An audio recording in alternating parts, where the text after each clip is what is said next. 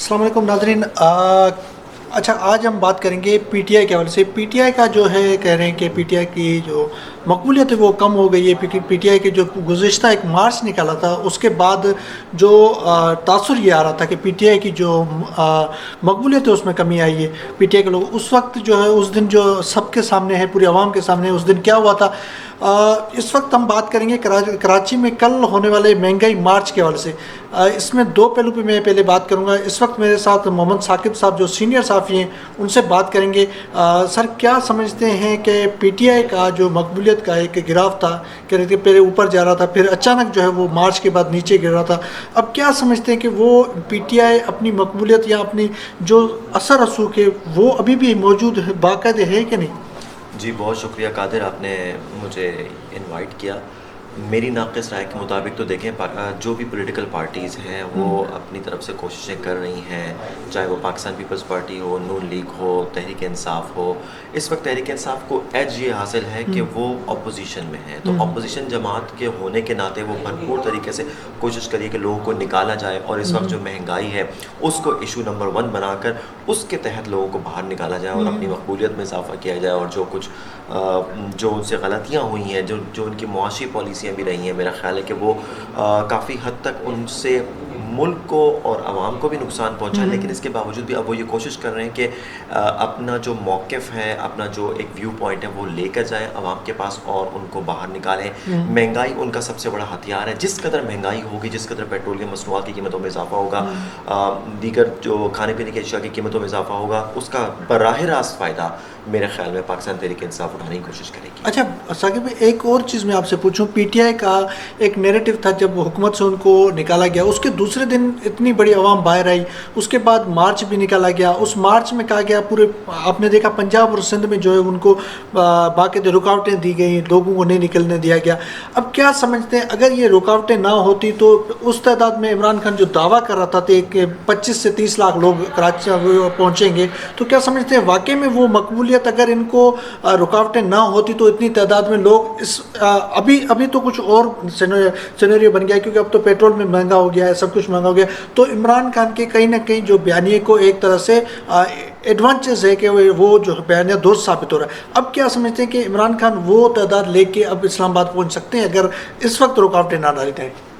देखिए जी, सबसे अहम बात तो ये कि पाकिस्तान में जो सियासत होती है वो दावों पर होती है, अमली इक़दामात पर नहीं होती है। अच्छा, दावे तो सब कोई करता है कि हम 25 लाख, 30 लाख, 10 लाख, मिलियन मार्च निकालेंगे, ये करेंगे, लेकिन इन दावों को हकीकत का रूप धारना आसान काम नहीं है। आप भी जानते हैं, हम भी जानते हैं कि पाकिस्तान की तारीख में अब तक जो सबसे बड़े जो एहतजाज हुए हैं पाकिस्तान पीपल्स पार्टी के मोहतरमा बेनज़ीर भुट्टो के दौर में हुए, और उन्होंने जो है 1989 में जब वो वापस आई थी पाकिस्तान में, जो बड़े जलसे निकाले गए, धरने हुए या मुजाहरे हुए।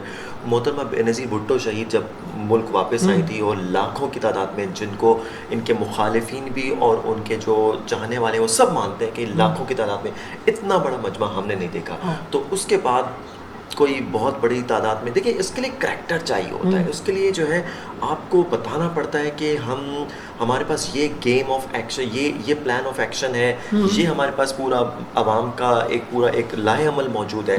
लेकिन आप तो हुकूमत कर चुके हैं 3.5 साल की, जो आपकी मुआशी और जो सियासी और इक़्तिसादी पॉलिसीज़ हैं उससे आवाम को बहुत गज़ंद पहुंची, और वो लोग जो उनसे बहुत ज़्यादा उम्मीदें रखते थे उनको बहुत ज़्यादा नुकसान पहुंचा, उनको बहुत ज़्यादा उनका दिल दुखा है। नंबर एक तरफ तो ये बात है। दूसरी बात देखिए, अब देख आवाम बेचारी परेशान है। इस मुल्क के आवाम जो है महंगाई, करप्शन और इस तरह की चीज़ों से, लाकानूनियत से, और बहुत ज़्यादा परेशान है। अब वो ये देख रहे हैं कि कौन सी पॉलिटिकल पार्टी में कोई दम खम है, कौन उनके मसाइल को हल कर सकता है। तो अब अगर इमरान खान की तरफ या तहरीक इंसाफ की तरफ अगर लोगों का रुझान है, तो वो ये समझते हैं कि शायद वो उन दीगर पार्टियों से कम बुरे हैं, उनका ये मतलब होता है। पाकिस्तान तहरीक इंसाफ अपना बयानिया आवाम के पास लेके जा रही है, नून लीग अपना लेके जा रही है, हर कोई।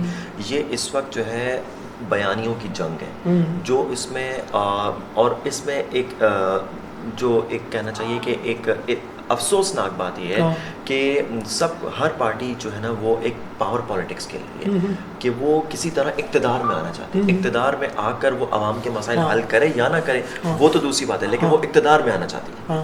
अच्छा, कहीं ना कहीं इन दीगर पार्टियों से अभी भी इमरान खान को आपको लगता है कि बहुत आगे से निकल चुके हैं, क्योंकि जिस तरीके से इमरान खान को निकाला गया उसके बाद जो मकबूलियत में अचानक इजाफा हुआ, कल के जितने हमने देखे एहतजाज महंगाई के खिलाफ या कुछ न कुछ।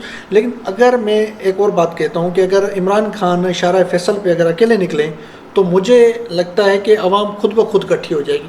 अगर ऐसे कोई आप बड़े दीगर पार्टियों के जो सरबराह अगर आएँ तो कोई बाहर नहीं आएगा। लेकिन मुझे लगता है कि अभी भी इमरान खान का एक स्टांस लोगों के अंदर मौजूद है।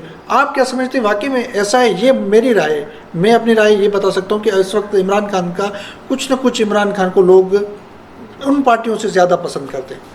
आपकी राय का मैं एहतराम करता हूँ और मैं समझता हूँ कि आपकी राय बहुत मोहतरम है।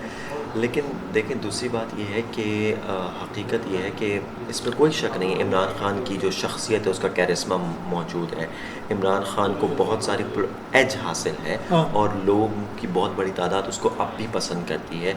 लेकिन मामला ये है कि बहुत सारे लोग उनकी सियासत और सियासी रविश से नाराज़ भी हैं, उनके जो तर्ज़ हुक्मरानी हैं और उनके साथ जो आसपास के जो लोग हैं उनसे उनको बड़ी शिकायत रही हैं। अगर उनसे शिकायत डायरेक्टली नहीं भी हैं तो उनकी टीम से, उनके अरकान असम्बली, उनके जो काबीना के अरकान थे वो उस तरह परफॉर्म नहीं कर सके जिस तरह की लोगों को उनसे उम्मीद है। तो कोई भी पॉलिटिकल पार्टी है उसको पाकिस्तान का सोचना चाहिए, पाकिस्तान की बेहतरी का सोचना चाहिए, अवाम का सोचना चाहिए कि अवाम को हम किस तरह ज़्यादा से ज़्यादा रिलीफ दे सकते हैं और पाकिस्तान के मफादात को किस तरह सुप्रीम रखा जा सकता है। अच्छा, एक और बात करूँ, अगर इमरान खान इलेक्शन होती है कराची में, तो कराची में आपको अगली इलेक्शन में ज़्यादातर किसकी मकबूलियत नज़र आ रही है? क्योंकि मुझे तो इस वक्त जो कल NA 240 का इलेक्शन हुआ है उसमें जो इमरान खान ने बाइकाट किया था, उसके बाद जो आपको ने भी देखा होगा कि लोगों की तादाद 8% थी जो तो वोट देने आई थी। MQM को उस तरीके से वोट नहीं दिया, लोगों ने पसंद नहीं किया, या क्या बात थी? वो आपके सामने 10,000 MQM वोट ले, ये पहली बार ऐसा सुना है कि MQM लांडी कोरंगी से 10,000 वोट ले। आप इस पे क्या कहते हैं कि वाकई में कहीं तहरीक इंसाफ ना होने का जो है फ़ायदा तो ले लिया, लेकिन लोग जो है वो तहरीक इंसाफ की उस बात पे अभी भी नाराज़ हैं जिस तरीके से MQM ने बेवफाई की थी? मेरा नुक्ता नज़र तो ये है कि अभी भी तहरीक इंसाफ का वोट बैंक मौजूद है।